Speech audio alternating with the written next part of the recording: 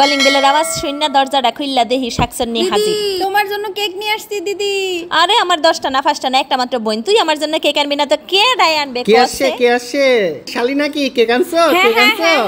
তোমার শালি তো তাও কেক আনছে, তুমি তো একটা কেক দিলাও না। আরে তুমি কি যে বলো না, আমি তো অর্ডার দিছি, আমি তো আনছি। হ্যাঁ দাদা না হলে তো হইতোই না। আরে আমি তো সব করলাম, ডিজাইন আমি দিলাম, কালার আমি দিলাম, কেমনে কি হবে তোমার মতো চেহারা, পুরা তোমার মতো চেহারা। হ্যাঁ দিদি হ্যাঁ পুরাই তোমার মতন। দাদা যেমনে যেমনে ইনস্ট্রাকশন দিছে পুরা তোমার মতন বানায় আনছি, তোমার মতন দেখি। দিদি তুমি চোখ বন্ধ করো, তোমার জন্য সারপ্রাইজ এইটা, তুমি চোখ বন্ধ করো। আরে খুলো আমার তা সহ্য হচ্ছে না, তোমার দিদিরে দেখবো।